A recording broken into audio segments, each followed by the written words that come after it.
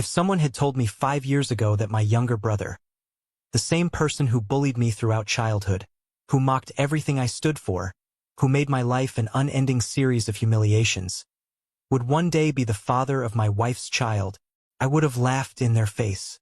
Not because it was funny, but because it sounded like the most perverse, twisted version of reality imaginable. And yet, here I am, telling this story not for sympathy, not even for justice, but simply to let it out, to let it breathe, to stop it from festering inside me like a rot I can no longer ignore. My name is Michael. I'm 32 now, and until recently, I thought I had endured the worst life had to throw at me. But betrayal, especially betrayal by the people you love, doesn't knock on the door. It doesn't give you time to prepare.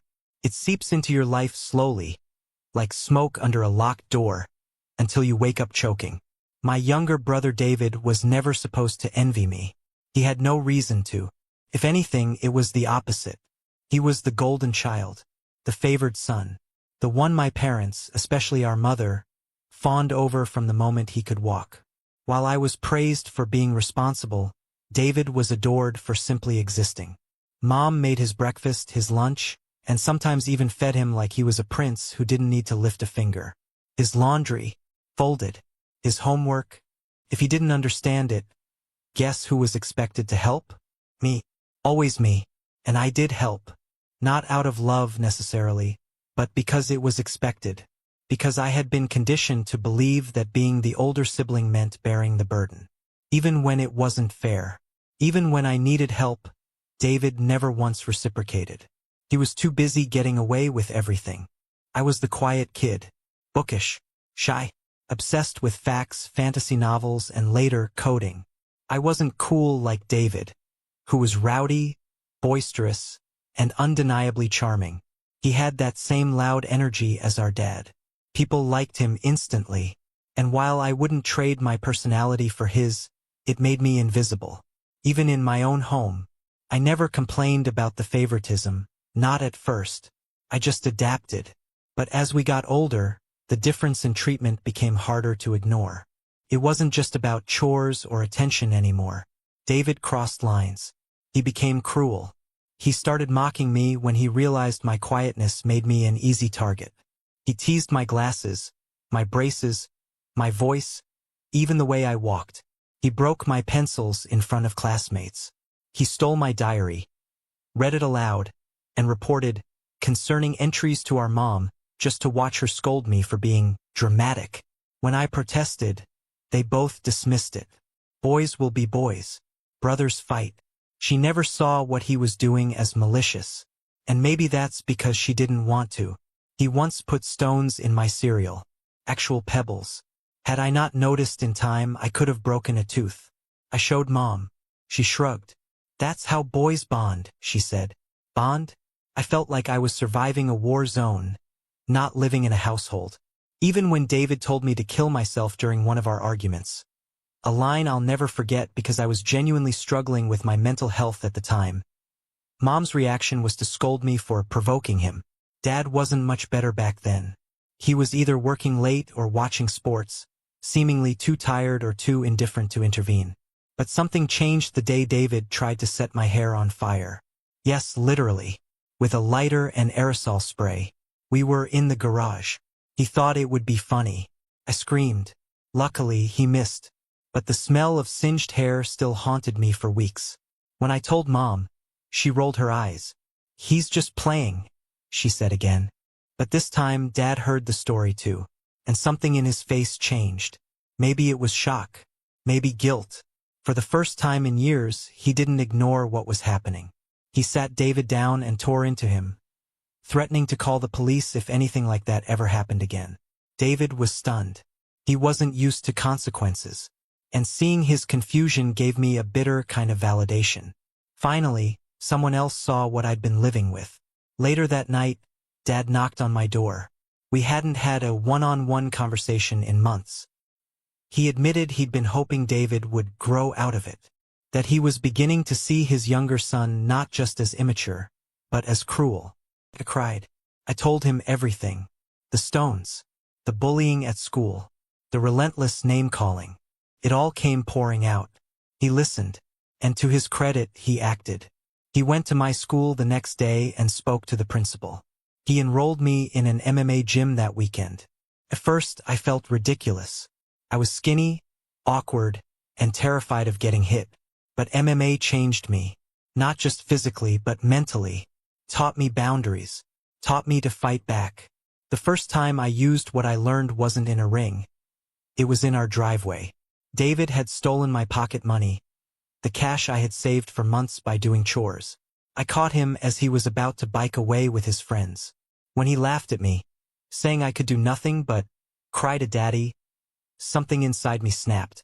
I punched him square in the face. He stumbled back, stunned. I took my money from his pocket and walked away. He cried, loudly, comically. But when Mom ran out and learned what happened, she yelled at me instead. I was the bad guy. I was supposed to be the example. Dad, however, asked us both to explain. I told him everything. David tried to say he needed the money for a date, that I should help because we were brothers. Dad wasn't having it. You're lucky he didn't press charges, he told David. Grow up. It was the first real crack in David's golden armor. And from that day forward, the dynamic began to shift. He couldn't bully me without consequence anymore. But rather than maturing, he turned to silent rage. He stopped speaking to me altogether, communicated only through Mom, mutters of loser and nerd under his breath. It wasn't just sibling rivalry. It was toxic. It was hatred. I moved out as soon as I could. A scholarship to a top university gave me the escape I'd prayed for. When I got the acceptance letter, my dad was ecstatic. Even Mom seemed proud. David didn't say a word. He barely looked up from his phone. College was freedom. I made friends, built a life. I wasn't the quiet punching bag anymore. I found my voice. I also found love. Karen. I met her at a party. She was confident, witty, beautiful. A whirlwind. We clicked instantly. Within a year, we were inseparable. She met my family during Thanksgiving break. Yes, including David. Strangely, he was polite to her, even friendly. For a moment, I thought maybe this was the start of something better. We got pregnant in our final year. We decided to marry. It wasn't planned, but I was happy. I thought I had everything. A career path, a new family, a future. But the truth was, my nightmare was only just beginning. Karen cheated. Twice that I know of. Once with a married coworker. Once with her ex. I forgave her both times. I didn't want a broken home for my son. I clung to the idea that love could fix anything. That forgiveness was strength. That family meant sacrifice. But 3 months ago, Karen sat me down and dropped a bomb. She'd been having an ongoing affair. Not a fling. Not a mistake. A relationship. And there was a chance our son wasn't mine. I was paralyzed. And then she said the name. David. I didn't believe her at first. Couldn't. Wouldn't. But she kept talking. Told me they got close during that holiday visit. That he opened up to her. That he flirted. That she didn't mean for it to happen. But it did. That their chemistry was undeniable. That they had been seeing each other secretly for years. Business trips. Overtime. Romantic getaways. And when she got pregnant, she didn't know who the father was. But she chose me. The dependable one. The safe one. She chose me to marry because I was less risky than my brother. I left her that night. Packed my bags. Didn't scream. Didn't cry. I just walked away. Then I told my parents. At first, Mom refused to believe it. But I made her listen.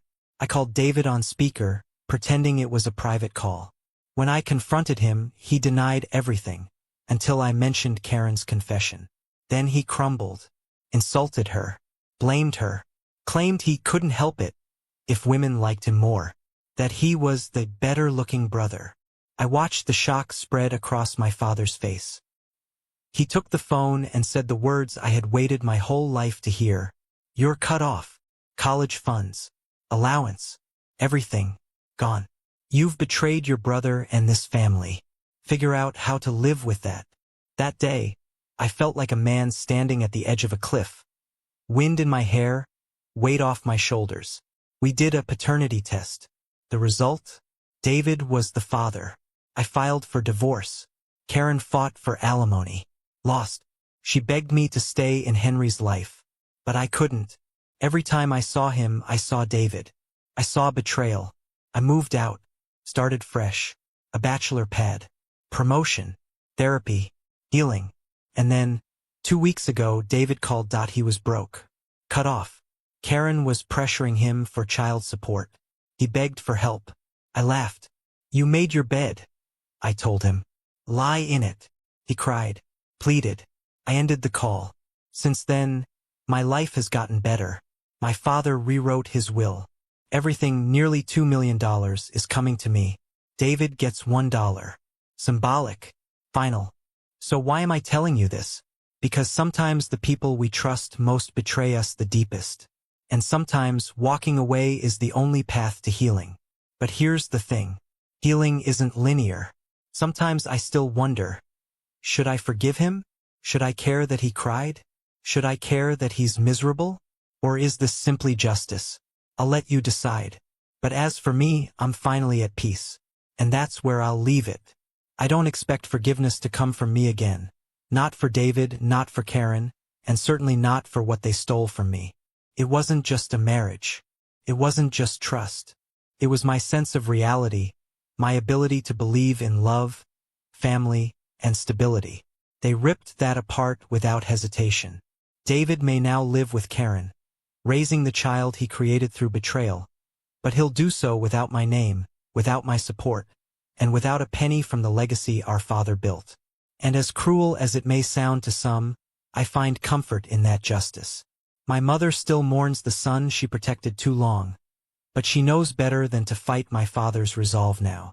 She stays quiet, perhaps hoping time will fix what guilt cannot. But time can't fix this. As for me, I'm healing. Slowly, surely. The scars are still there, but I'm no longer bleeding. I'm focusing on my career, my peace, and finally on myself.